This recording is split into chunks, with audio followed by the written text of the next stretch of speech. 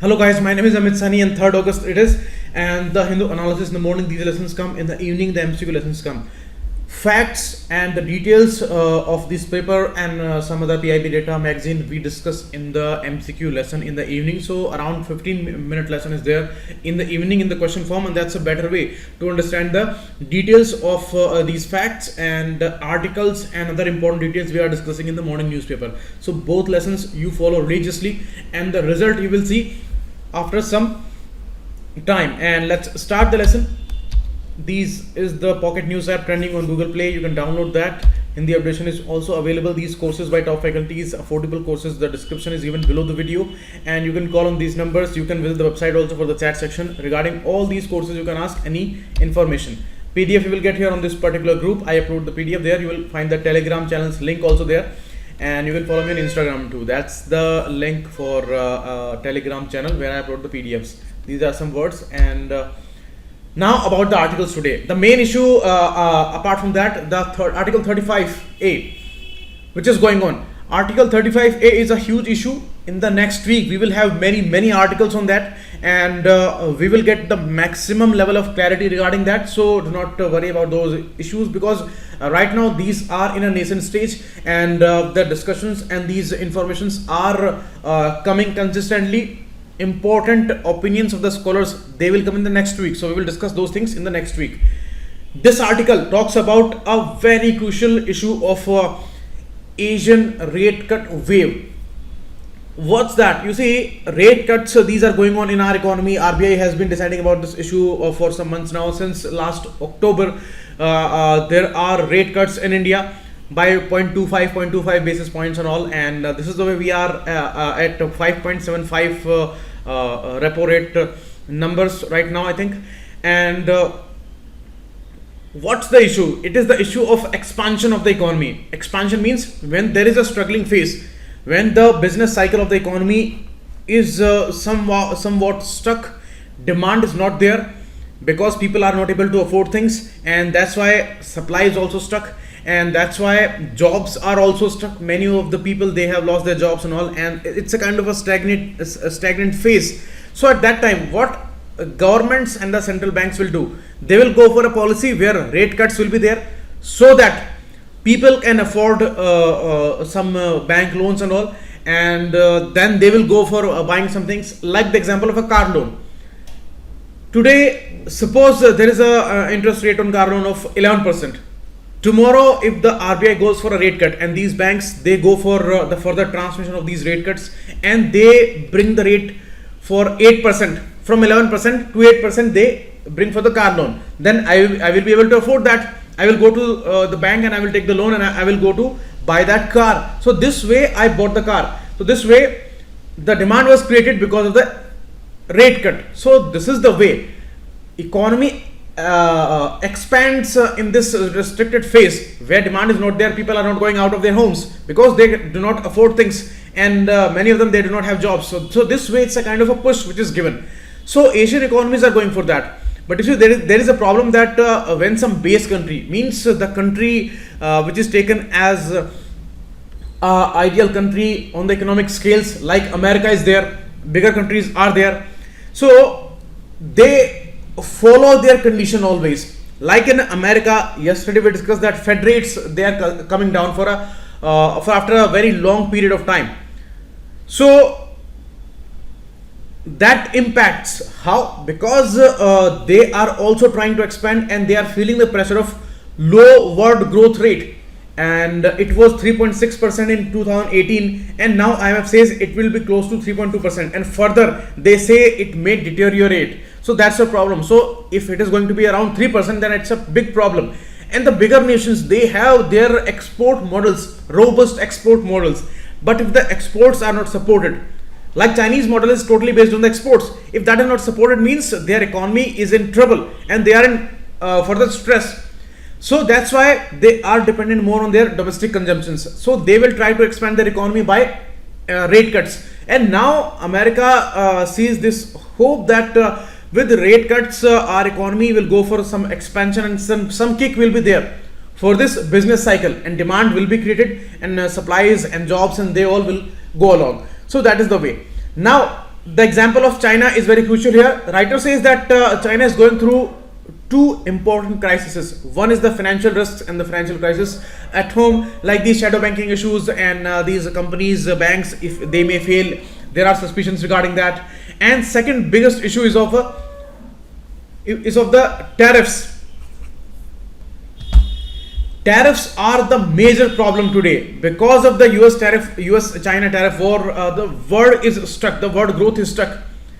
And many issues are being faced by other countries which are connected to the supply chain with China and all. So China is one of those few major economies who are expecting a further decline in their growth rates, even for next 1 or 2 years. Like Japan's growth, Japan is a developed country. Its growth rates are always on a very low side, like 1, 2, 3% is the normal growth rate, and 3-4 is the maximum for Japan-like countries. Because developed countries, they do not grow much. So that's the thing. Now they have gone for even some rate cuts close to zero, or maybe further zero in the real terms. So this decline is expected by China also. The country which was growing so fast, which had a robust export model, and a country which is having an export model, means it is going to grow very fast in the future also. But now because of the low demand, the growth, the export growth is stuck. And as I told you, like India, China has huge population, and that's why the domestic consumption issue is very much important. Means the economies like India and China, if their exports are not much, still they can grow by 5, 6, 7% automatically because of the domestic consumption issue, because their demand at home is huge and the market is huge. So that's why this thing balances itself. But the expected growth is not there with China. So that's the case. But still, many factors, like as I told you, at home also they are facing many issues, and in 2020 also they are expecting a decline. So this is the reason that many Asian economies which are reconfiguring their models because of the China-centric supply claims and other important protectionist sentiments by these developed countries or these bigger countries. So they need to readjust there, and they are also going for some rate cuts now. And as I told you, they always see for a base country like America. Now they say that, now they are observing that America is going for a Fed rate cut. So it will bolster their moves for the further expansion. Means they will go for more rate cuts. You see, when the base country like America, if it does not go for these rate cuts, then the confidence does not develop itself with these countries, because they see that particular gap in that exchange rate or in some value of their currencies and other important issues. Because if America is not going for a rate cut, means their value, their support systems are very strong, and here these economies are trying for the rate cuts, means further inflation will be there in the economies.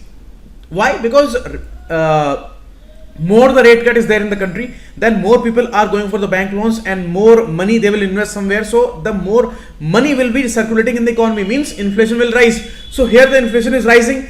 Here there are no rate cuts in America, so the gap will widen there in the exchange rate also. Means the value of these countries' currencies will be on a lesser side, and this gap will rise because America's currency value is not changing, because they are not going for the rate cuts there. So generally this happens, and this is just the one example of exchange rate issue. Other issues are also there. So this gap they see.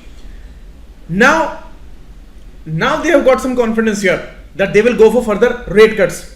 Singapore is an important prime example here. Singapore's conditions, Singapore's issues and its investment avenues and all, they always are a big indicator of the Asian situation. And Singapore's small city-state economy is also facing a stagnation in this year. So this year is very struggling, and the next year is going to be the bigger challenge for the Asian economies and for the whole world actually, but especially the countries like India and these Indo-Chinese countries.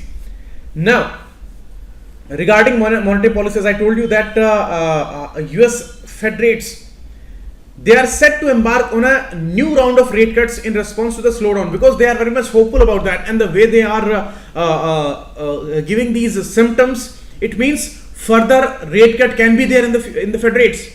So that means more rate cuts means further expansion of these economies, and further expansion means it is giving more confidence to countries like India and these Indo-Chinese countries. But more impact will be there on these countries which are heavily connected with the Chinese supply chain. We are not that much connected in this complicated chain. We have our own independent avenues with China. We have our own export-import model with China. So that's a good thing. But instead of being it a good thing, we have not taken much advantage here, because we have our own issues. Our policies are not that much good right now, and the way we are moving, we have many problems. Banking crisis is going on. The companies, their twin balance sheet issues, they are persisting, and further more economies will be in trouble. More companies will be in trouble because our growth rates are not there, and automobile sector is struggling a lot. In the core sector also, June growth rate was 0.2%, and that's a problematic situation. So that's why we have to adjust, and structural reforms we need. There is no alternative for that. And expansion is the way that we have already adopted way before these Fed rate cuts and all, because we are going for these rate cuts since last October, and we had judged this situation for our country. So that's why it's very important. And next year we need to be very much precarious, as Geeta Gopinath from IMF says. She became a chief economist recently, a few months back, and now she is raising this alarm for the whole world, and especially the countries like India and Indo-Chinese countries. So that's the issue that's going on. So in this kind of situation, it's a kind of a possible depressing stage ahead, because when these kind of symptoms are there, then many economies they go towards a recession, because pulling a country from a decline and putting it on those fast tracks of the growth is a very difficult task. Although we have made a target of $5 trillion economy, but that's a way difficult target today. If we would have grown with the 7 to 8%, 9% numbers, then that target would have been smooth. But now it's a very difficult, because instead of being towards a progress, we are towards a decline, and whole world towards a decline. Even China is towards a decline. So it's a very difficult phase. Turning the direction just in opposite way, and putting India towards a growth trajectory from this stage, it's a very difficult task where we have challenges ahead. Banking crisis is a huge thing, and these reforms, the labor reforms and all, how they are going to unfold, we do not know. The labor code is there, and 2 more codes will be there. So how the industry is going to respond to that, how manufacturing will be responding in the future years. So we do not know much about the future situation, but we are very much hopeful, and only on the hopes we have put our own our targets for $5 trillion economy and further $10 trillion economy. So it's a very difficult task. So that's why the downgradation of the numbers, these are going on. For India also, IMF said India would grow by 8%, 7.5%. Now they say India will grow by 7%, and for the next year also they are not giving bigger numbers, just 7.1 and 2. So they have downgraded. Further they may do it more, and that's again a negative thing for India. And the issue of real interest rate. You see, India is a growing economy. In the growing economies, inflation is a big reality. We all know about that. In the developed countries, inflation is not there much, but here inflation is a huge thing. Now, how it impacts? Suppose I am taking a loan of 10 lakh rupees from some bank, and it's a 10% rate of interest, but our country has a 10% inflation rate at that time. Suppose this thing is there, 10% inflation rate is there, and after 7 years I will pay to the bank around 15 lakh rupees. Suppose this condition is there, but after 7 years the value of these 15 lakh rupees will not be equal to today's 15 lakh rupees. Why? Because inflation of 10% is there. Means every year 10% inflation is there. That means these 15 lakh rupees after 7 years will be close to today's 5-6 lakh rupees only, because of this inflation issue, because the value of 15 lakh rupees will go towards a big decline with this inflation year by year. So that's a big problem. So that's why nominal interest rate can be anything, but when it is adjusted with the inflation, then we get the real interest rate, and that is not declining in this country. That's a huge issue. Shashikant Das said that we have turned from neutral to accommodative. We are supporting the economy more, and we are changing these numbers, downgrading these numbers consistently. But the real number is not coming down. Real interest rates are still high for the people in India. So that's a huge issue. And one more important issue is of the transmission of the interest rate.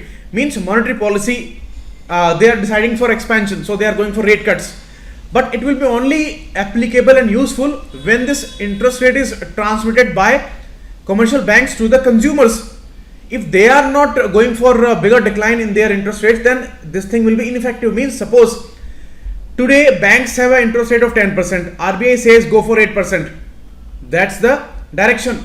But these banks, they may say no to it. They may say that whatever deposits we have pledged 9% interest rate on those deposits. Means maybe some FDs are there and they have pledged 9% interest rate to some consumer who has deposited that money. So the bank will say that it is very costly for me to go to 8%, because I will have to pay 9%, and here if I am going to give loans to people for 8%, then it is not possible for me to survive. So we will not go for this much rate cuts. So they will not go for 8%, or they may keep it at 9% only, or they may go for 8.75%. Means the difference is there between this 8% which is directed by the RBI and the practical rate applied by banks. So the transmission is not happening of this advantage to the consumers. Means whatever monetary policy was decided by the RBI, that is not transmitted to the normal public. So that's why it's a huge problem. And the same goes with the real effective exchange rate, that's based on inflation. Means if we adjust the exchange rate with the inflation, then also there are issues. Okay, because exchange rate issue is related to the world growth and the growth with the developed countries and all. And these currency basket, 6 currencies are there mainly: the Japanese, Chinese, Europe's, UK's, and this USA's dollar and all. So it's dependent on them, and there are many uncertainties. So there are also uncertainties, and if we adjust with the inflation issue, then again it may be a uncertain problem in the future. So these are issues that are going on which are hindering our progress there. So that's why there is no substitute for the necessary structural reforms. That's the ultimate suggestion here. And the private investment, it must get a kick and it must jumpstart. Otherwise we may face a crisis for sure. Capex, the capital expenditure, the public capital expenditure should start, and government have pulled their hands from this public expenditure issue. They have put all the stakes on the private consumption, private investment, and that is already stuck. So how we can get the growth numbers there? How these problems will be solved? And for these earnings, they are going for overseas sovereign bonds, which are very much controversial. Why? They are saying that we are only going for $10 billion.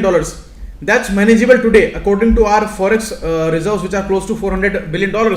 That's okay, but there may be uncertainties. There may be issues of exchange rate in the future, because the world growth is uncertain and these countries are going for changes. So there may be changes in the exchange rate, and we may have to feel that pressure, and maybe we will have to pay more interest on these bonds. So what that means? That means we will pay a big number of our budget spending in these interest payments. Already we are paying close to 25% as the interest payment in our budget, and if it goes on further, then it's a additional burden, big burden.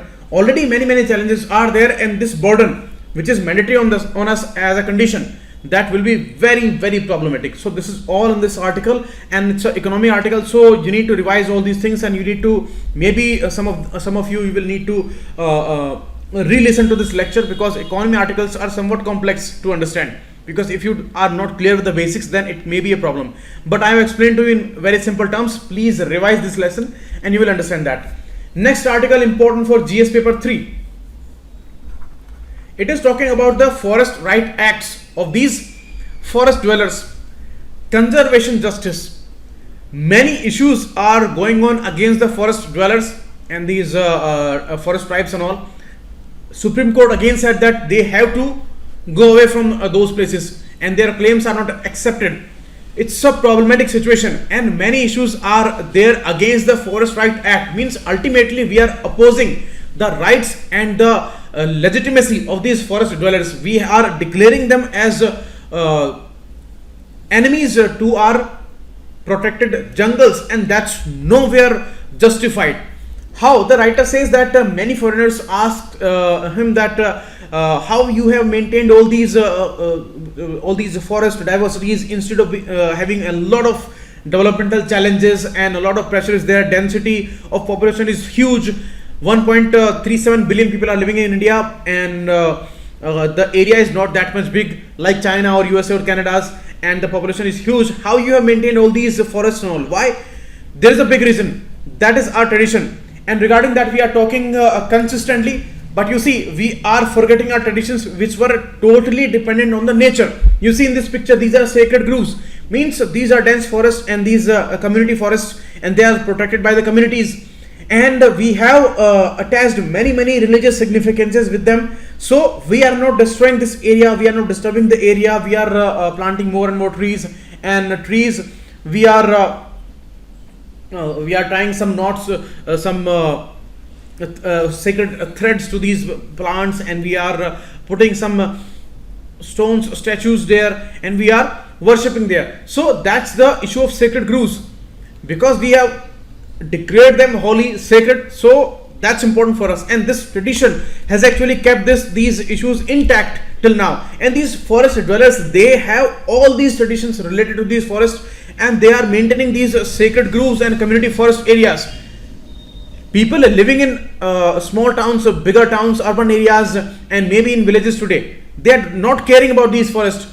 Only people who are caring are these forest dwellers, and we are evicting them. We are declaring that we are the conscience keeper of these forests, who are giving these kind of decisions. These governments are conscience keepers, and these forest dwellers, they are the enemies here. They have encroached these lands. This is the most bizarre thing of these modern times, because these are the only conscience keeper of the jungles. But legislations are coming in this way. You see, there is a historical injustice for these forest dwellers communities, and for a long 1.5 or maybe 2 centuries, they have faced this issue in the British times, and a lot of trouble was there for these people. A lot of pressure was there on these people, but still they are supporting the nature. And FRA is being opposed for many years now. Around 10 years are gone since when they are raising concerns regarding FRAs. They are saying that land is a state subject, and land distribution legislation cannot be brought up by Parliament. So FRA is illegitimate according to them.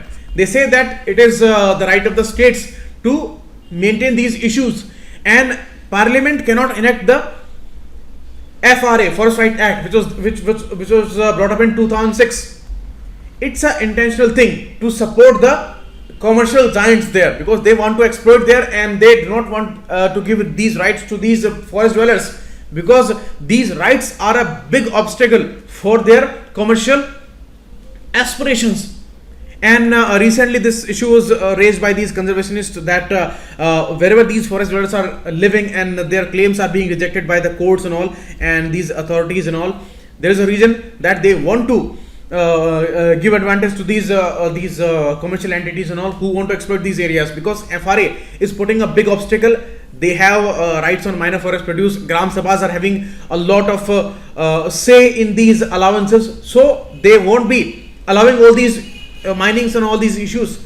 So it's very necessary to evict these people first, and then it will be a smooth sail. So that's why it's a big reason. So court's order of 13th February against these forest dwellers, it's a hugely problematic thing. And when they say that the additional issue is that when they say that state subject land is, then it is the right of the states. But what is the reality? In its own order of 28th February this year, Supreme Court recognized this issue. Many state governments also recognize this issue, and it is a widely known subject that states have totally failed in maintaining these forest rights of these forest dwellers, and they have been rejecting claims on various grounds, and administrative flaws are there. So the implementation of the FRA is incomplete and flawed. So what kind of responsibilities states are maintaining here? And whatever is there in the FRA brought up by the Parliament in 2006, that was extremely crucial. But now there is a huge pressure against these rights. And when they themselves recognized these things, but still they are going for these eviction orders, that's a problematic thing. And you see, the writer says that FRA has been savagely criticized as a land distribution legislation, which is not, because it does not talk about the land distribution legislation, and whatever it say about this issue is the issue till December 2005. After that, FRA came in 2006, and whatever rights and occupancies they are giving applications about after 2006, that is up to the authorities whether they allow or not. And in the same way, they are not accepting these claims. So many families are getting evicted, and still they are crying for this FRA rights, because they want to dilute this act. It's a big obstacle for these companies who are supporting these governments during elections. That's the real reason, and that's why it's an intentional push, and with a very speedy process they are evicting these forest dwellers. So that's a problematic thing of all. And whatever our claims, international claims, whatever we are saying about these rights and all, internationally, and whatever we are talking about our tradition, that is going all against that. Okay, so community forest resources are important. Only these forest dwellers and these communities, they have maintained those issues. We need to support them, and we need to do the right conservation justice there. And for this justice for maintaining these species and for maintaining this ecosystem balance, we need to support these communities, and we are going just against that. We are just destroying all these issues, and it is widely known, whole world known, what these companies, what they do with these forests and all these protected areas. They never support their causes, and they will all go for exploitation and ultimately destruction. There is economic demand, there is economic aspiration there, but we need to find other alternative ways. We cannot destroy these forests and the forest dwellers. These are the vital issues. So this is all for this article. Next article talking about the India's transport sector. The recent motor vehicles bill is passed, and Motor Vehicles Act, the previous act of 88. They may ask you about these provisions also, because UPSC does this thing that a new act is passed, maybe some amendment act is passed, and it will ask some questions from the previous act. Means it wants to check that what kind of changes are there, and do you know about those changes. So that's the thing. So the previous act is was not acting much, and it remained in hibernation, unable to meet the needs of large economy. You see, there will be many articles in the next week regarding this issue also, because this is not a simple issue, it's a complex issue, and there are many concerns regarding this bill which is passed, because states say that our rights are stripped off here by the center, and more centralizing tendencies are there. But the center says that this is wrong, and we are not going against the federal provisions, because there was a lot of issues like corruption in these transport offices in the states, and the states were supporting these issues because they were earning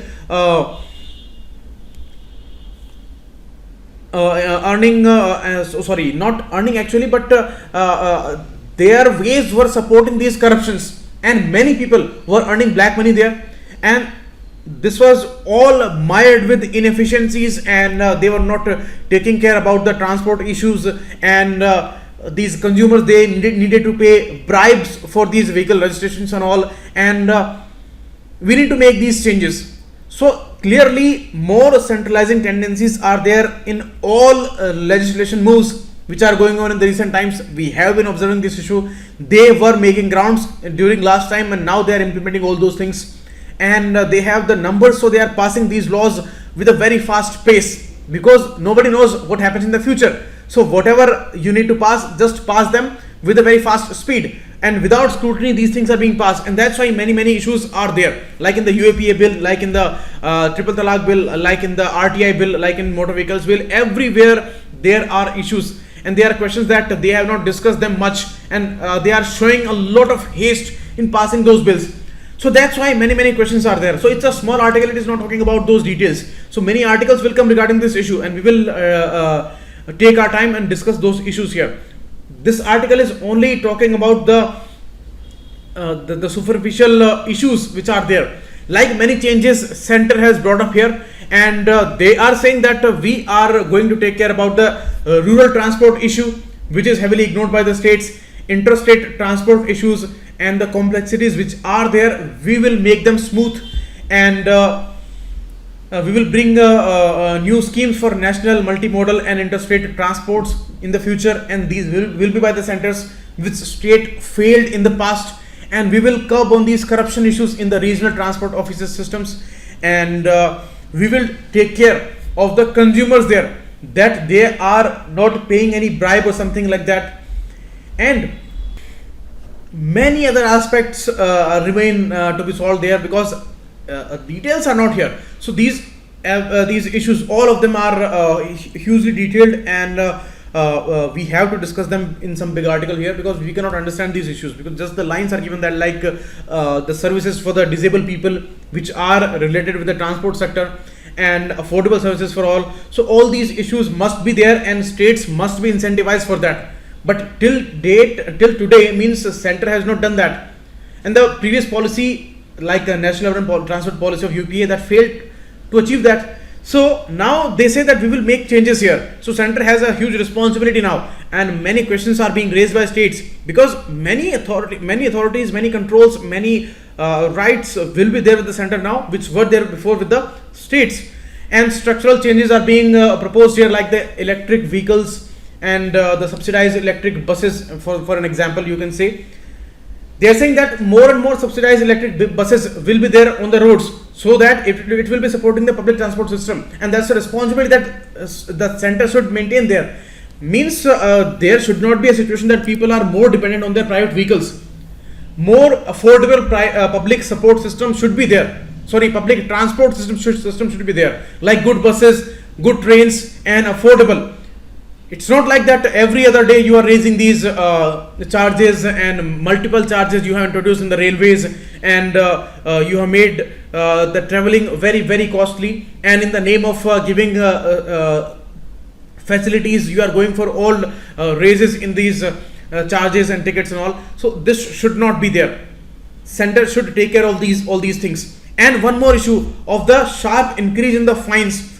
You see, this will no way deter the public from maintaining the safety. They will only make themselves safer.